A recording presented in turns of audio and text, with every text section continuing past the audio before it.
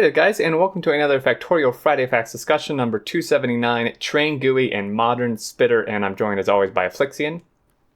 Hello everyone. So this week we got Train GUI stuff and then some stuff with the enemies, spitters and all that. So basically this first whole paragraph is just that, the writing the Friday Facts helps them kind of get motivation to get things done because they need to talk about the Train GUI in this Friday Facts, so they need to actually get it done. And then they can move on to other stuff for 17 and actually get it out in a reasonable time. On to the actual Train GUI. They introduced a plan in a previous Friday Facts. Many things changed since then. The final GUI style and rules are different now, and we also reiterated the UX of it, but the main general idea of the layout remained. The train schedule is one big list with stations and conditions all visible, so you don't have to click through the list box of individual stations to see the conditions. So you can see here it has like the map view and then the station, the condition, number of seconds to wait and stuff, add another wait condition, another stop. So basically, like he said, you don't have to click each individual stop to change a condition. They're all just visible all at once. Yeah, I like this style better. And when we get down to the GIFs below about how everything moves together, I really like this layout. Yeah, me too. The only issue I could potentially see with it is I feel like unless they make it scrollable, and maybe they do, that it could get really crowded. Like if you have, say, like a fuel train or something that has like 15 or 20 different stops on it, that could get super crowded here. Yeah, that's the one instance that's probably going to get really crowded. Yeah. So or a moving down. trash train or something like that. Yeah, trash train. That's a good example. So then drag and drop. Previously, stations conditions were added after the currently selected station condition. Since there's no selection now, you can always add to the end. Changing station condition order is done by drag and drop. The drag and drop was possible in the list box version as well, but it was quite a hidden feature as it was only the list box in the whole game that allowed that, and there was no visual indication. We also believe that the visual feedback of rearranging is now better than before. So in this GIF, you can see literally just grab it, drag and drop the whole thing. You can change the order of everything, the conditions in the station, and it's super easy and very, very nice. Yeah, I like the fact that the Boolean condition on it changes as soon as you release the drag and drop part. If it loops long enough, you'll see what I'm talking about. He moves the conditions around and the Boolean changes. Oh, yeah. Yeah, I just noticed. Yeah, that's really cool. So definitely really nice that you can pretty much arrange it however you like and change it on the fly like that. Now for the wait condition visualization. One of the things I always missed in the train GUI was an indication of how much longer the train is going to wait in the station. After some discussions, we decided to give visual feedback to all reasonable conditions by gradually changing the style of the condition frame to green as if it was a progress bar. The question was, how do they calculate it? That's really good. Yeah, I definitely agree, because especially it not just for the wait times, because you don't know when the train got there, but you don't have to memorize how much a train can carry anymore of each item. Right. Yeah, so it's just really, really nice. But they had, how do they calculate it basically for individual type of wait conditions? So for elapsed time, it's as known how much time the train has spent in the station, how much more is remaining. And activity, also simple, similar to elapsed. Inventory full, we can calculate the fullness of individual cargo wagons and average it. Inventory empty, simply 1 minus fraction of full. Item count, here starts to be tricky. If the comparator is greater than or greater or equal than, we just calculate the amount of that item and divide it by the goal. If the comparator is anything else, I can't show a progress bar. I know how far I'm from the goal, but I don't know what to compare it to. So in this case, we just show either not completed at all or fully completed. Yeah, those are some complicated algorithms. Like if, say you have a condition that you want the train to leave when it has less than 500 of a certain item. Well, what does progress towards that mean? How much did you start with? Did you start with just 501 and you, as soon as it removes 2, you go? Yeah, I mean, exactly. It can be quite complicated getting that to work. um, and then fluid condition, basically the same as item count, and circuit condition here we just show nothing or full, as we can't really know. The result is quite nice for simple cases. So you can see the train pulls into the station here, full cargo wagon, and he's going, and then you can see that he leaves. And this is actually probably one of my favorite added things, because just being able to see this without actually looking at the like map view or whatever for the train and trying to figure out how much is in it is super nice. Yeah, this is very welcome, especially because in this little map preview, you can't hover over the locomotive and find out how much is in the train. Yeah, which is really annoying. You have to find the train in the actual map view and then zoom in far enough to see it and then hover over it. But this one just gives you visualization directly on the weight condition. Yeah, which is super nice. So then, in more complicated cases, it can be a great tool to quickly identify a problem. As you can see here, you can see that it's progressing up with greater than conditions, but you see the copper is now stalled. So you can just very, very quickly and visually know that why this train isn't leaving, and that is due to copper not being full. Yeah. No more having to check every wagon and guess what's missing. Yep. Super nice. So then we move on to temporary stations. The main motivation for them is the usage of trains for personal transportation. When I want to do that now, you have to open map and search where I want to go, find the nearest station, remember the station name, enter the locomotive, add the station, so on and so forth. With temporary station support, what I do is enter the locomotive and find the place where I want to go directly in the map view, control-click nearest rail station.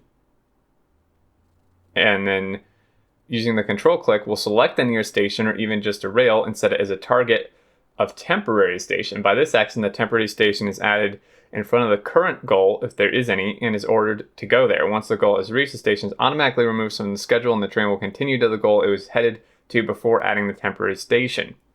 This means that I can carelessly hijack any train passing by for my personal travel, as it will continue its schedule once I'm done with it. It also adds some possibilities for when I need to send a train from died out mines into smelting and depots.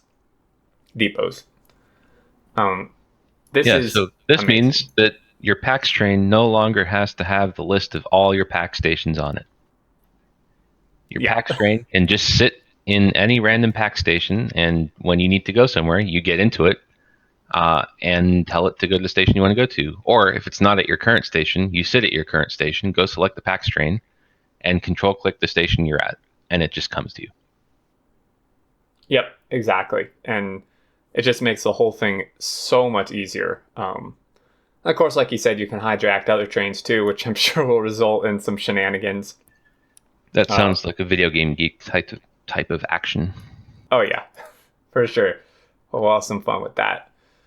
But yeah, so that's all the train stuff. Really, really awesome. I'm super looking forward to all these changes in the GUI in general, and obviously the train stuff specifically. Yeah, lots of nice both GUI improvements and quality of life improvements here. I like it. Yep. Now to the spitter. In the animation below, you can see the new high-res spitter walking in 3 levels. As you can see, we took the trains to work a bit different. Work differently on the concept as before, but integrating some new details that, in my opinion, makes them more interesting. So, right off the bat, you notice that they're no longer standing up. That they are walking, whatever, I don't even know what the word would be, just walking normal, like a centipede. Crawling, that's the word. It's I haven't woken up. So, crawling, instead of constantly standing up. Nope, colors are not necessarily final. We keep the modular shell due to familiarity with biters, also for convenience with the color tint. The same way the modern biter moves a bit closer to a spider concept, the spitters are going to going more toward a woodlouse or small centipede. The point is its flexibility at the time of shooting. Also, they shoot from far away from the target, so there's no need to look especially strong or agile. And you can see that it kind of half stands up and shoots once it actually acquires its target and goes to attack. Yeah, this is going to be interesting. I don't know if the GIF at the bottom actually has biters in conjunction with the spitters, but I want to see if we can differentiate between the two. I think it does, and you can. I haven't quite gotten there yet. Oh yeah, you can. Now when shooting, they stand up as before, but walking they use all legs. We also added this big mouth claws that open and close when spitting to give a better expression. The rest is pure fun. We have also been with VacLab on what they shoot. So this is about the worm and spitter stream attack. So the new high-res worms and spitters, the projectiles started to look even more out of place than before. On top of that, a homing acid projectile makes about as much sense as a homing laser beam. We were quite sure we want worms and spitters to spit acid, but closer to how the flamethrower stream attack behaves, so we started with that. As you can see here, it's shooting and stuff, but it's constantly missing, and as this next paragraph says, if they were to have left it like this, you pretty much would never get hit if you just kept running in a straight line. Yeah, there needs to be some tracking. If it always shoots at where you are currently, you're never going to get hit. Yeah, so they added predictive targeting. So they can hit the target unless it changes direction. It's still possible for the player to dodge them if they try, but with higher numbers of worms, it becomes a lot harder. So you can see he's kind of predicting where you're running. And when the target is this is the way someone shooting a ranged weapon would behave anyway. Like, they wouldn't shoot where you are now, they'd shoot where you think you're going to be. Yeah, I mean, anybody who's played a shooter game or even shot in real life would, knows how this works. When the target is too fast and or predicted position is out of range, the prediction is turned off. We will probably tweak this so it tries to go as close to the border of its range as possible. At some point, even the homing projectile from 16 miss, so this is not much difference. When the acid stream hits, it creates an acid splash on the ground. The acid splash does damage to trespassers, currently not buildings, and applies a slow debuff. Obviously, enemies, their own kind, are not affected. To make the effect less binary, we added a tapering slow. At first, it applies a lot of slowdown, but the effect linearly decreases over a few seconds until it disappears completely. All the worms have a large enough stream attack that it damages more than one building, or if they are next to each other. Spitters smaller than Behemoth do not possess this ability, as you can see in this GIF here. And this is the one you were talking about, right? Yeah, and this is the one that has the biter nests, the worms, biters, spitters of all levels. I like it. These look cool. I gotta say, go ahead. Yeah, I was going to say, you can differentiate between the biters and the spitters because the biters look like they're higher off the ground and they have visible eyes in the front, but the spitters are just like one long insect with no eyes, if that makes sense. Yeah, exactly. And I have to say, I know a lot of this is mock-up, so we can't really tell, but if this is what combat is going to look like in 017, I think it will be a lot more enjoyable to actually fight stuff. I mean, because this actually, it's just, I don't know, it just seems so much more involved and intense to me than the current combat does. Yeah, this is going to be interesting. I actually just got to the point in the GIF where V got slowed down by the acid on the ground, and it makes for more of a challenge, I guess. Because you have to be actually cognizant of where you're running now instead of just moving around willy-nilly. Yeah, and you can actually attempt to dodge the acid streams now if you want, which adds another interesting aspect. So overall, this is super cool. I gotta say, as someone who hates bugs, this makes me very uncomfortable. The biters, actually seeing them move like this is really discomforting. They freak me out. And then I was scanning through the forum. There was apparently a question about whether the slowdown effect is going to apply to vehicles, and they said that it's going to apply, but not quite the same way. Not like a slowdown. It's more like reducing traction of the vehicle. If does that make sense? Oh, that should be interesting.